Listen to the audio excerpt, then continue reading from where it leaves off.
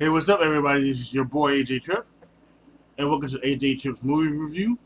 Today, we've got Spider-Man: Far From Home, and this was a very interesting movie.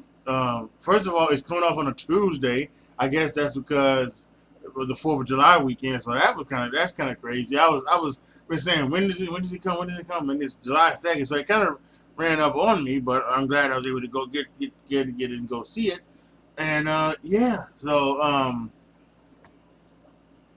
thought this was a really good movie. I thought this was a really good step into finding out what happens after Endgame. Because apparently, what it is that this is apparently right after Endgame. They're calling it the blip. They're calling it the blip, where because to them, to a lot of them, it was a blip where they were gone like that, and then they just came right back. Not knowing if, not knowing that it was 5 years later. So they're calling it the blip. I personally still think the snap is better. I think us fans are gonna call it the snap, the snapping, the snapshot, something having to do with the snap. I think that's a lot better than the blip. But whatever. So we find that out at the very beginning. And actually they start with like a nice tribute, you know, video of Natasha, Black Widow, Tony, Iron Man, and Chris Evans, uh, Captain America, because all of them are at the Tony and Natasha are dead. I think that's okay to say now, since it's been a few months. Tony and Natasha are dead.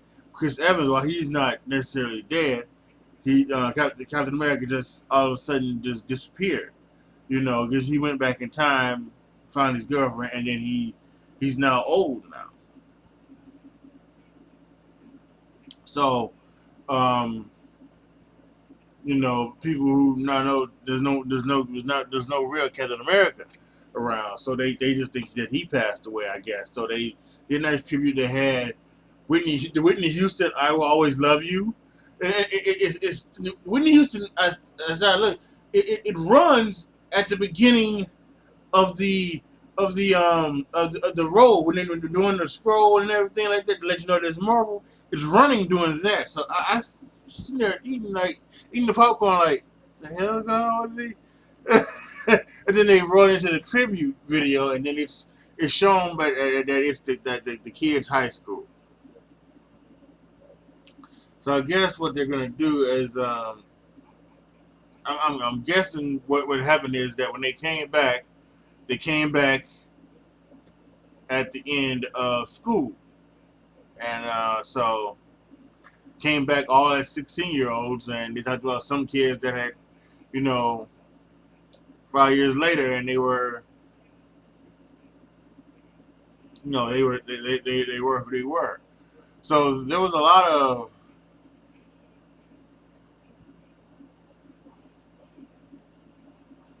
yeah, there were a lot of um, questions answered. At least in my opinion, some people may still have other questions, but I think there were other questions answered in that first couple of minutes. So, and we get, and it's a lot of things. We've got a lot of good stuff.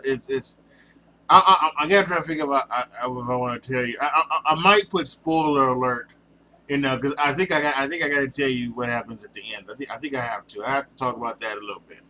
So and as we've seen from the trailers, it's there are these elementals that are attacking cities in Europe, and the guy Mysterio, played by Jake Gyllenhaal, he is stopping these creatures, and he's working with Nick Fury and Maria Hill, and some other guys, and it is incredible the twists and turns that they go through. And you know, at one point, Spider-Man says, "Well, listen, we want to do this, and we want to spend time." Okay, but Nick Fury makes it so that you know they can go to the place to stop this last elemental, and it is just it is crazy. So at some point as well, uh, we saw one of the videos. He gets like Tony Stark's glasses, and he can see everything with these glasses, and he can do everything. So he's kind of the guy who gets passed down. By the way, the unless I truly missed it, and I don't think I did. I sat the whole thing. I didn't fall asleep at all. I nodded off twice, but that was only for like a few seconds. Um, but there were scenes shot for the thing, the trailer. It was not in the movie. The trailer where he's hitting bad guys and he's, you know, talking to the cops, and the cops are saying, "You the new Iron Man now?" He goes, "No, I'm too busy doing your job." But where was that scene at? I didn't see that scene. So it was crazy. Um,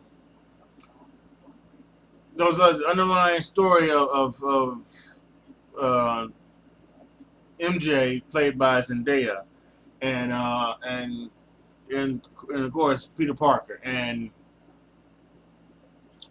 that was a pretty good storyline. I hated the way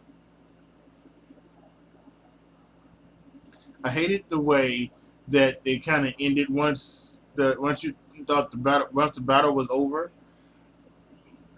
I hated the way where as if they had been um, you know, dating for several years. You know, she goes running to him to make sure he's safe. I found that to be kind of disbelievable, because I don't think that would happen. And you are now, you basically just yesterday kind of just connected and became a couple, and now here you are, you're gonna go, you know, you're gonna run like hell to hope to figure out to make sure that he is safe. You may be worried about him, but I don't know if you're gonna run though. So I didn't necessarily like that. The final battle I thought was very good. I loved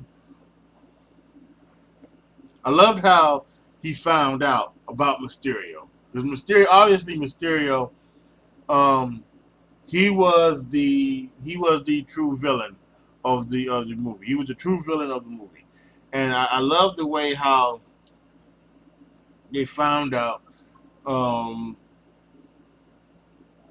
you know, that he was the true villain. And I love the way, and I love the way that they talked about it, and the way they kind of set it up. And then when what's the face, when Spider-Man goes to get Nick Fury, and the way how Mysterio plays with his mind and everything like that. So very very great storytelling, very good storytelling from the writers and the producers in here. I think especially the last part, I truly did like it. Um, so yeah, you know, they take out the elementals, and then they, you know, he takes down Mysterio, and he pretty much ends his life, and he kills him, and it's over, and you think all is well and done. Um, and then the movie goes to, you know, to black and everything like that, and then they have two cutscenes. They have the middle one, which they, you know, they do the thing where they go through and they show all of the stars of the movie, and then they do that cutscene, and that post credit scene is that post credit scene is MJ and Peter Parker um, swinging through New York, going through everything, and she's swinging and she's screaming, and then she's like, I'm not a big fan of that. I don't like that. Okay, so he goes off.